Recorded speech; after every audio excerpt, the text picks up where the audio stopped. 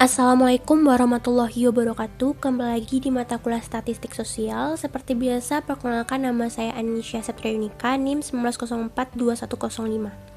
Di pertemuan yang ke-13 ini kita akan membahas dua topik. Yang pertama ada uji one sample t-test dengan menggunakan aplikasi SPSS. Kita langsung saja masuk ke contoh soal. Seorang peneliti membuat dugaan yang menyatakan bahwa nilai rata-rata hasil belajar siswa yang aktif di OSIS adalah sama dengan 75. Untuk membuktikan hal tersebut, peneliti memilih secara random atau acak 12 orang siswa aktif di OSIS.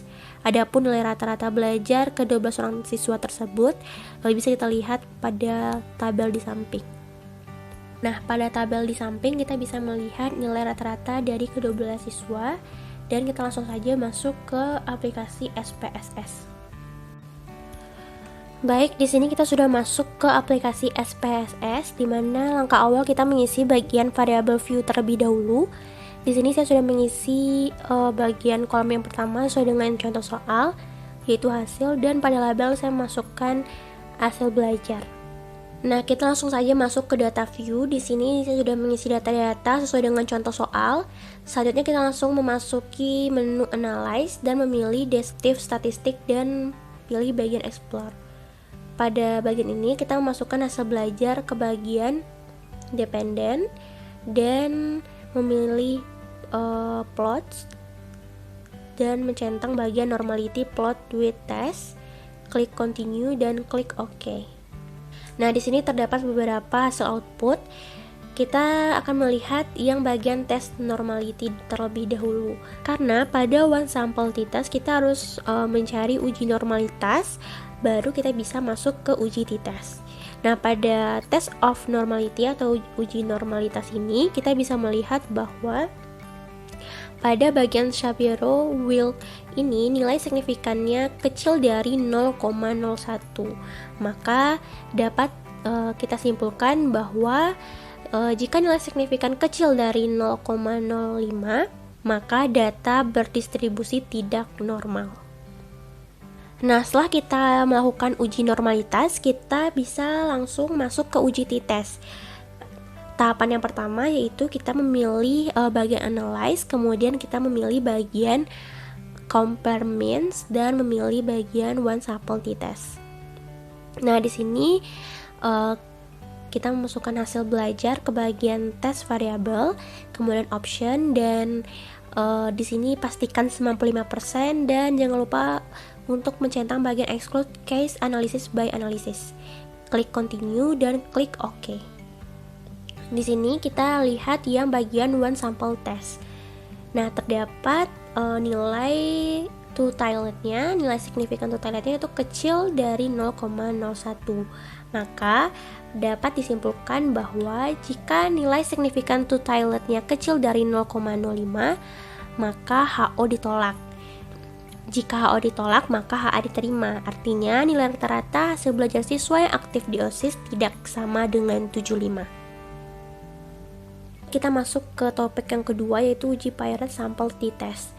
Di sini ada contoh soal, yaitu seorang guru ingin mengetahui apakah ada pengaruh penggunaan strategi pembelajaran Answer Gallery terhadap hasil belajar dalam mata pelajaran Bahasa Jawa pada siswa kelas 5 SD Negeri 1 Taji tahun 2019. Selanjutnya, untuk mengetahui ada atau tidaknya pengaruh strategi pembelajaran tersebut, guru melakukan 2 kali tes dengan tujuan untuk mengetahui hasil belajar siswa. Tes pertama dilakukan sebelum strategi pembelajaran Answer Gallery ini diterapkan di kelas, dan tes kedua dilakukan setelah strategi pembelajaran Answer Gallery diterapkan di kelas. Tes-tes ini disebut dengan post-test, sedangkan tes pertama disebut dengan pre-test. Melakukan 2 kali tes tersebut, maka guru mempunyai 2 hasil belajar siswa, yakni hasil pre-test dan hasil post-test. Baik, kita bisa lihat pada tabel ini sudah terdapat data dari pre-test dan post-test. Baik, kita langsung saja ke aplikasi SPSS. Di sini saya sudah mengisi variabel view terlebih dahulu. Untuk pre ini saya isi pada labelnya pre-test, dan untuk post saya isi labelnya post-test. Selanjutnya kita masuk ke data view.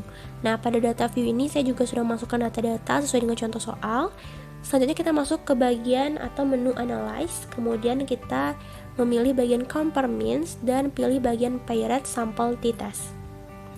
Selanjutnya pada bagian pretest itu kita masukkan tanda panah ini untuk ke variabel 1 dan untuk post-test kita masukkan ke variabel 2.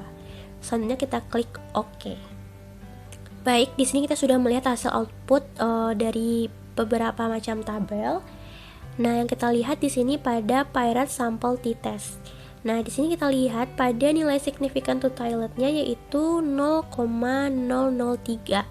Maka dapat disimpulkan bahwa jika nilai signifikan totaletnya kecil dari 0,05, maka terdapat perbedaan yang signifikan antara hasil belajar pada data pretest dan post-test. Begitu juga sebaliknya, jika nilai signifikan totaletnya besar dari 0,05, maka tidak terdapat perbedaan yang signifikan antara hasil belajar pada data pretest dan post-test. Jadi dapat kita simpulkan pada hasil output ini terdapat perbedaan yang nyata antara hasil belajar matematika pada data pretest dan post-test karena nilai signifikan totaletnya kecil dari 0,05. Baik, sekian penjelasan saya di video kali ini. Terima kasih dan maaf jika terdapat kesalahan. Wassalamualaikum warahmatullahi wabarakatuh.